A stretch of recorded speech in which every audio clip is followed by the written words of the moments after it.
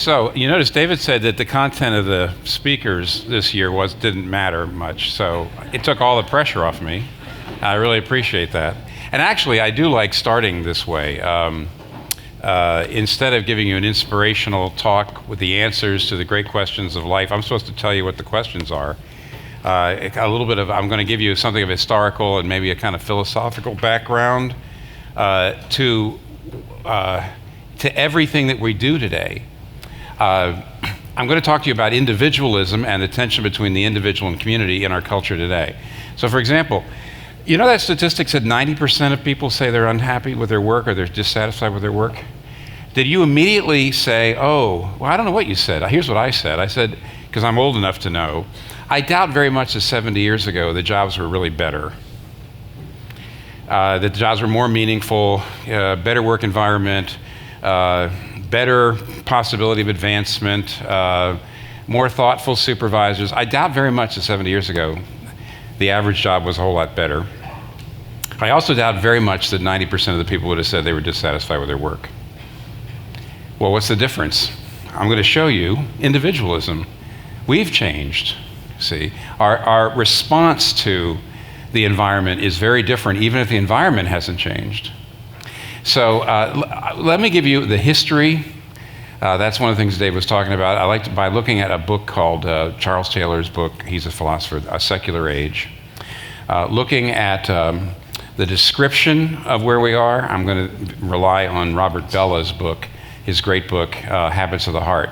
I would not, by the way, say everybody go read Secular Age. It's a philosopher who wrote it for philosophers. It's not that particularly easy to read. It's pretty dense.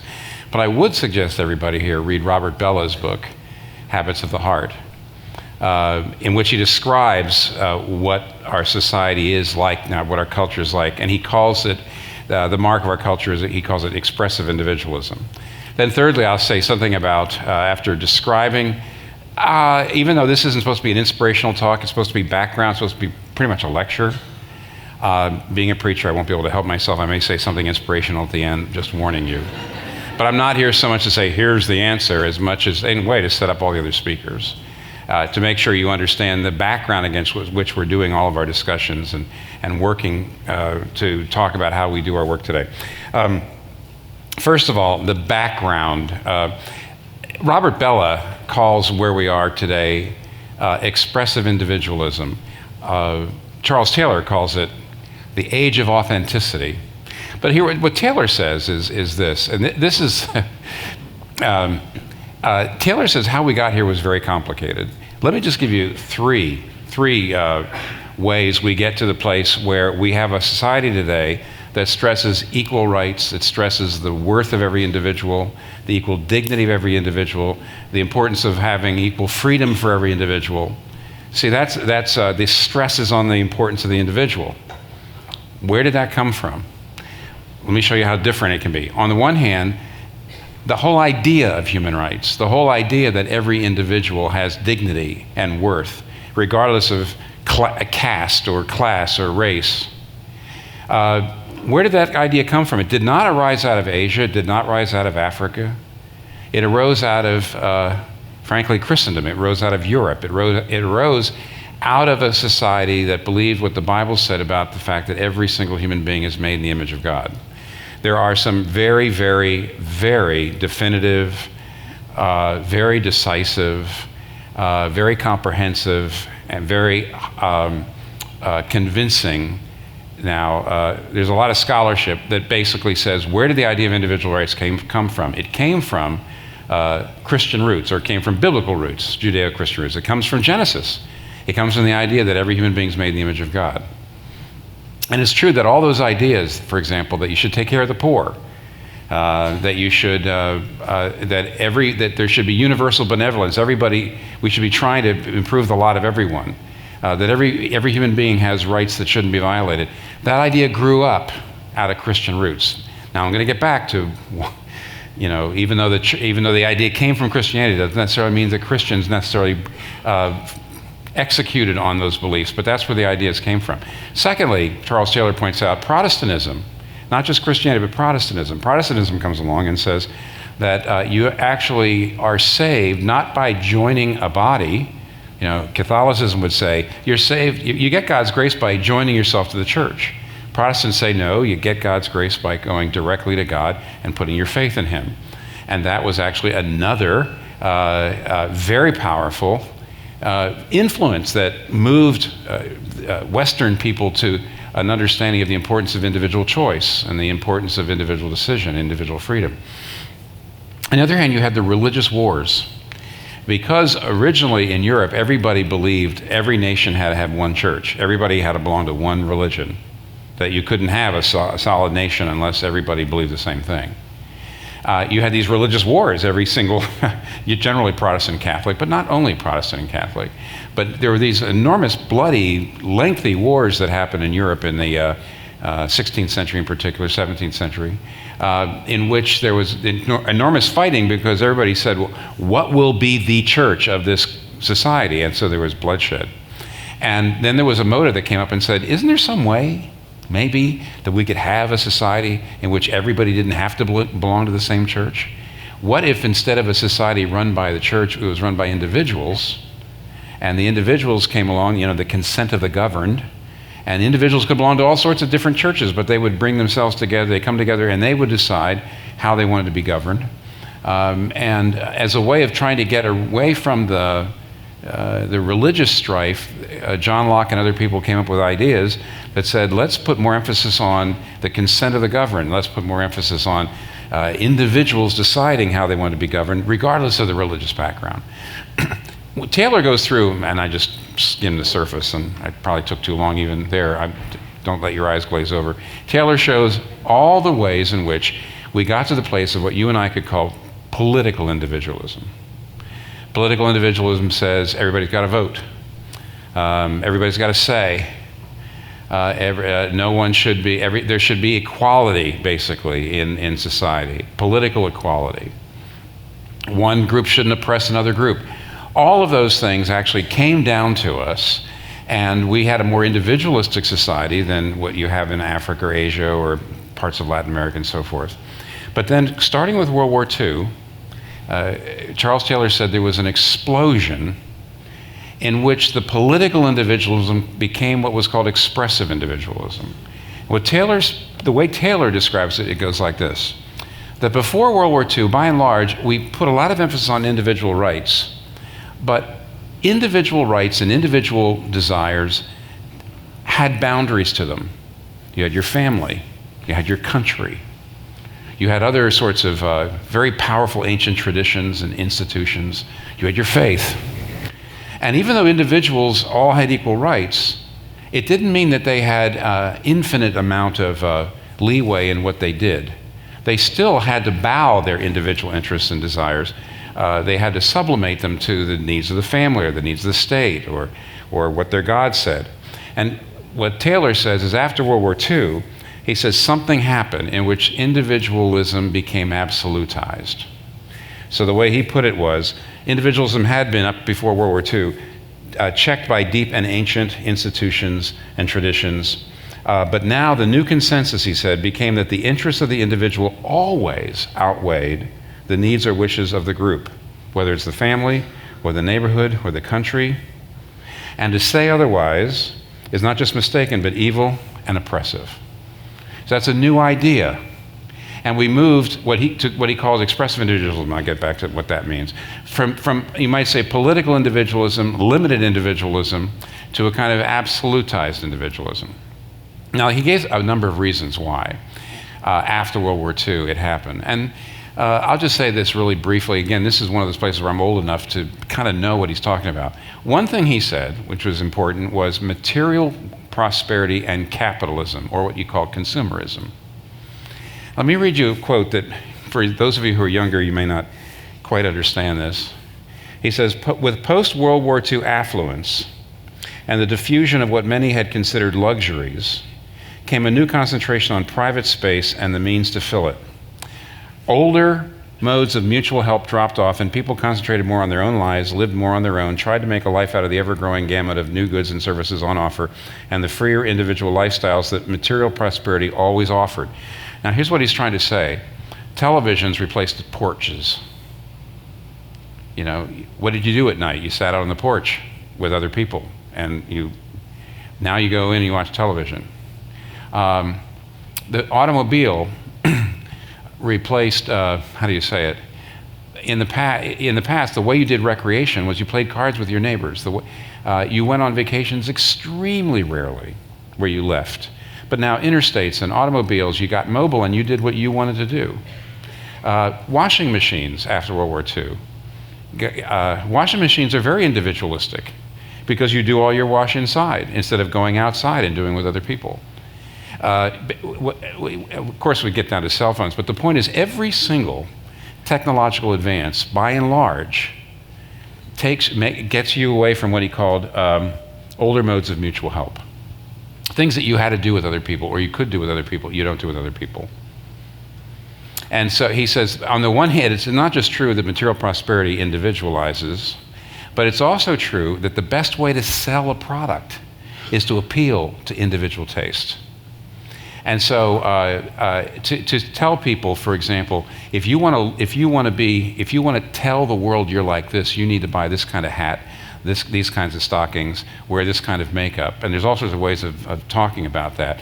What you're saying is, what Taylor would say is one of the best ways to sell a product. It's not just that new products individualize, but one of the best ways to sell a product is to individualize.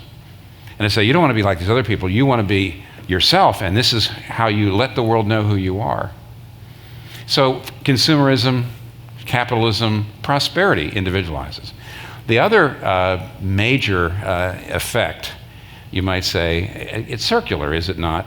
It's not only an effect of individualism, but it's also a stimulus to individualism. It's a sexual revolution. Not just the consumer revolution, the sexual revolution. And what Taylor says is the marks of the sexual revolution are these. He says, number one, it's only after World War II that sexuality became an end in itself. And secondly, sexuality became your identity. He says, he called it, quote, a new conception of one's sexuality as an essential part of one's identity, which not only gave an additional meaning to sexual liberation, but became the basis for the emancipation of a whole host of previously condemned forms of sexual life. Now sexuality was not a matter of healthy or even natural appetite, but it was who you were. Now, what he's saying is quite crucial. Let's take a look at both of these, the sexual revolution and material prosperity. In the past, you made money and you had sex as a way of building community. If you made money, it was for your family. If you made money, it was to bring your people up. If you made money, it was to raise your family and your clan. If you had sex, it was to build a community. It was to have children. It was to nurture a relationship between husband and wife. It was a way of building community. And he says, before World War II, basically you made money and you had sex in order to create community. And after World War II, you made money and you had sex in order to create an identity. That's a massive change.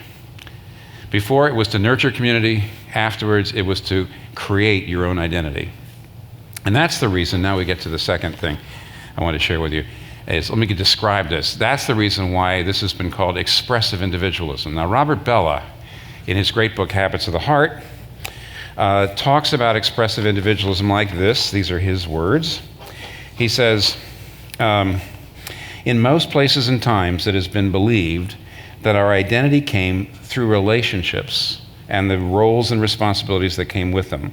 The person was expected to find who they were by connecting with some source outside of themselves, either God or some other cosmic good, or family or society. However, now, after World War II, the source we have to connect with is not just outside us, but deep within us. There's a massive subjective turn in our culture. A new form of inwardness comes up, in which we come to think of ourselves as beings with inner depths. And in late modern culture, you get identity by going down. See, put it this way, I don't particularly like it, but it's kind of funny, but my wife very often watched a sitcom called Big Bang Theory. And it was just a very funny, there was some older woman who was a therapist who was very haughty, and she was talking to some poor young woman and trying to explain to her why she was such a mess. And she says, the problem is the locus of your identity is external to yourself. And the younger woman says, oh no, I knew it. Anyway. And her whole point was, which is very typical, is before, you might say World War II, in the older culture, you had to go outside of yourself to find out who you were. You went out to go in. In other words, how do I know that I'm an admirable person? How do I know I'm a worthwhile person? How do I get self-worth? I get it by going outside of myself and finding God, nation, family, or whatever, and sublimating my individual interest for the good, the greater good. In other words, if I sacrifice for my family, if I sacrifice for my country, if I sacrifice my interests for my God, now I'm a good person. So in other words, you go outside in order to come in and to feel, hey, I'm okay. But that's not what the lady was saying in the sitcom, and that's not what our culture says. You go in before you can come out. You have to go down, you have to figure out who you are, you have to get in touch with your inner depths. And once you figure out who you are, then, and only then, will you have the self-esteem to move out into the world. And the whole idea, of course, then is older cultures said, you are your duties. Our late modern Western culture says, you are your desires. The older culture said, basically what you do is you become a good person by sacrificing yourself, self-sacrifice. And today, you become yourself by self-assertion. In the older times, you actually got a self by sublimating your individual interest to what society said or what the nation said or what your family said. Today, the heroic narrative is the opposite. The only heroic narrative is you look inside, you decide what you want to do and what you want to be, and you assert that in spite of what your family says, in spite of what society says, in spite of what the culture says, and certainly in spite of what the church says. And that's the new heroic narrative. Got it? That's the new heroic narrative. The old heroic narrative was John Wayne. Tough, true, loyal, sacrifice for whatever. The new cultural narrative is Babe. I don't know if you ever saw the movie Babe. It was the pig that wanted to be a sheepdog, and everybody says, no, you can't. And in the end, the pig becomes a sheepdog. And there's, and they play and when the pig does it, the fourth movement of the Saint-Saëns, I think it's the Fourth Symphony with the organ and everything. It's incredible because the pig, brings the sheep in to the fold. And it's, and that is the modern, that's the only heroic narrative you've got. That's the only narrative we've got left. Okay, I'm not making fun of it, because I'll show you in a minute, because I got time to show you something. Okay? So that's the description of expressive individualism. You have to be yourself. Don't let anybody tell you who you are. You recognize yourself. You bestow dignity on yourself. You don't care what anybody else thinks. See, that's keeping the locus of your identity external to yourself.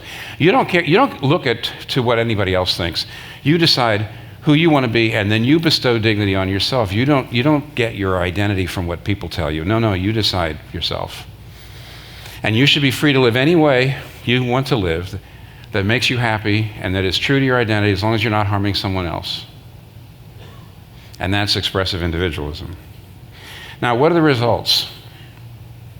This is the third thing I want to tell you, and then I have just a little brief Christian response. What are the results? Let me tell you what the results are. First of all, the results of individualism are some massive goodness, massively good things, but also some terrible things. See, is individualism good or bad? You got it. There it is. Here's the good. It's true, for example, that racial equality and the American Civil Rights Movement was born in the African American church, and it was born in African American Christianity. But I will just give you, I think I could make this case if I had time.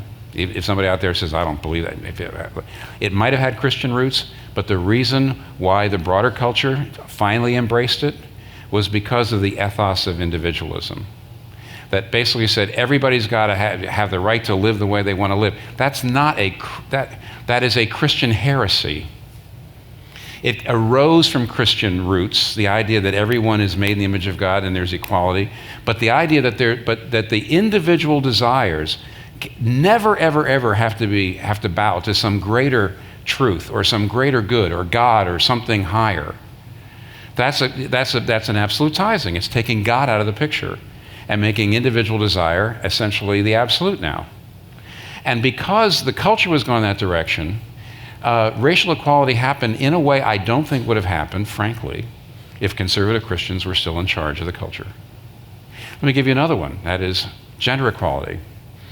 I don't know of a single, well, that's not true, actually. I hardly know of any Christian, as conservative as they are, that thinks it wasn't a good idea back when women in Britain and America were allowed to vote. I don't know of any Christian that didn't think that was a good idea.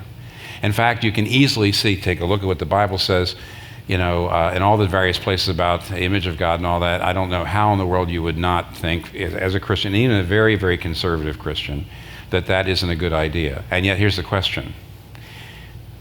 If conservative Christians were really, really, really in charge, would that have happened? Here's what Charles Taylor says. It's one of the most provocative things I've ever read in the last 10 years, and I'm going to tell it to you right now. Charles Taylor says, on the one hand, what secular people don't want to admit, but Friedrich Nietzsche is constantly reminding them, and that is that their most cherished ideas, that we ought to take care of the poor, that we ought to work for the equality of every human being, that every single human being is precious and has absolute dignity and must never be violated. What Nietzsche points out, and what Taylor says you can make a good case for, is all those ideas came from the Bible. All those ideas came out of Christianity. Friedrich Nietzsche was constantly saying, there was a guy who was a Nietzschean who put Nietzsche's broadsides in one sentence, okay? This is Nietzsche, Friedrich Nietzsche, his entire arguments, entirety of his arguments in one sentence. Ready? Man descended from apes. Therefore, let us love one another. Okay, now what's the point of that? If there is no God and we're just the product, nothing more than the product of the strong eating the weak, nothing but the product of blind forces that brought us here, how can you turn around and say, oh, everybody has equal dignity, we ought to love one another? It does not compute. That idea came from Christianity, Nietzsche says. And if you get rid of God and you get rid of Christianity, you got to get rid of the idea of equal rights. You have to. Nobody's ever refuted Nietzsche. They just put him in philosophy classes. They just put him over here. And what Taylor says is, on the one hand, those ideas came from the faith. They came from, they make sense in a universe in which there's a God. They certainly make sense in a universe in which God becomes a person in Jesus Christ and shows the love he does. It makes perfect sense. You take away all that, it doesn't make sense. That's what Nietzsche always said. But the church did not execute on its own best ideas. And as a result, Western society knew it could not make progress unless it did something to marginalize the church. It starts with, Taylor mentions several, here's just some famous examples. The corruption of the medieval church, the wars of religion in the 16th, 17th century, the support of so much of the church in America for the African slave trade leading up to the American Civil War. Mark Knoll's written a book called, he's this great historian, a book called The Civil War is a Theological Crisis. It was a place where everybody realized the church, we're going to have a war because the church wasn't able to solve this. And he says even down to both the Catholic and Protestant churches of Germany not failing to confront fascism in Europe in the 1930s. What's he saying? What's Taylor saying? Taylor is saying, on the one hand, Christians have got to recognize the fact that the reason that individualism is there is because the more limited, balanced, proportional kind of individualism in which there's a balance with community life, there's a balance with the Word of God, there's a balance with this. Christians the church was never able to show that it would, if it was really, really powerful in society, that it would know how to act on those things. So Christians have got to repent and admit that.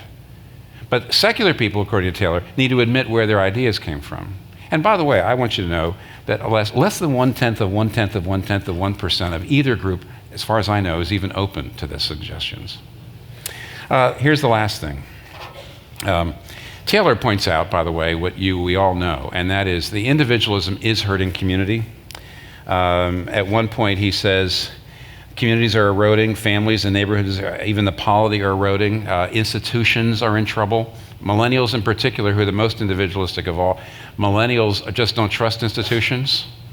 Political parties are having trouble because people don't align with them. Denominations have trouble, people don't align with them. Families are having trouble, people don't want to get married. I mean, all the institutions are in trouble, really in trouble, and there's problems involved with that. I have a long list, but I'm not going to go into them. You read about them almost every day somewhere. And so, the real question, of course, is, so where do you go from there? And here is what Christians have to do. What Christians need to do, first of all, especially in a place like this here tonight and this weekend, is Robert Bellah, in his book, Habits of the Heart, says that the idea of work as nothing but a way for you to personally advance. What's in this for me? That is individualism. That's killing us. The idea of vocation, meaning my work is really a means to an end of serving my God and my neighbor. You love God with all your heart, soul, strength, and mind. Love your neighbor as yourself. Both commandments, Jesus says all of love is summed up in that, and all of the commandments are summed up in those two things. And if you actually take your job and put it into that, how do I, with my job, serve my God and serve my neighbor? And if that's your primary thing, if that's the primary reason, you have recaptured vocation. Robert Bellah says one of the only things that's going to start to reweave society, which is falling apart, fragmenting because of individualism, is we get back this idea of vocation. But I can go a little further than that. Christians have to understand this very idea. Some of you come, by the way, from, some of you might come from Africa or Asia. You come from more traditional, non-individualistic societies. Not only your parents, but especially your grandparents put all the emphasis on family, And now here you are in Manhattan, for example, where all the emphasis is on the individual. So is the traditional approach that put all the emphasis on patriotism and family, was that the way to go? Or is the modern individualistic Western way, is that the way to go? The Christian answer is neither of those ways, because both of those ways are, first of all, they're both suffocating. They both make idols out of something that are not God's. The traditional approach made an idol out of family. It was very exploitative. It could be incredibly suffocating. Some of you know that. Because what mattered was the family, no matter what. There could be violence in the family. You didn't say anything about it. See, that's the problem when you make an idol out of blood or out of family or out of nation. But as we've been seeing, if you make an idol out of the individual, such loneliness, such social fragmentation. Where do you get your identity? Do you get your identity from your family, from your people, or do you get your identity from your own, expressing your own insides and following your dreams? And the answer is, of course, you should get your identity from your relationship with God. Christians would always say, God's got to be the source of your identity, not your family, and not just your own individual desires on the inside. And see, individualism doesn't work. You know why? Ultimately, you can't say, I don't care that everybody else in the whole world hates me. I like myself. That's just not going to work. We're social beings. We are relational beings. And you will only if you get the love and approval of someone you esteem, will you ever get self-esteem. Only if you get the love and approval of someone you esteem will you ever get self-esteem. If you try to get it from your friends, if you try to get it from your boss, if you try to get it from your children, if you try to get it from your family, ultimately it'll strangle you. But if the one you adore, Jesus Christ, adores you through his saving love, That gives you a stable identity that enables you to participate in community without making it an idol and not letting it suffocate you. And also even to look into your own heart and express yourself without turning that into an idol either. That's the Christian approach. That's the way you go forward. Ultimately, in Jesus Christ, you can say this. This is what C.S. Lewis says in his famous sermon called The Weight of Glory. He says, to be loved by God, delighted as an artist delights in his work, or a father in a son, it seems impossible, a weight or burden of glory which our thoughts can hardly sustain. But so it is. Glory means good report with God, acceptance by God, response, acknowledgement, and welcome into the heart of things. The door on which we've been knocking all our lives will open at last. In Jesus Christ, what you've been looking for from your family, which you'll never get, or what you've been looking for from your career, which you'll never get, which is an absolute solid affirmation that you can never lose. You get that in Jesus Christ. And therefore, we're neither individualists nor communalists, we're Christians.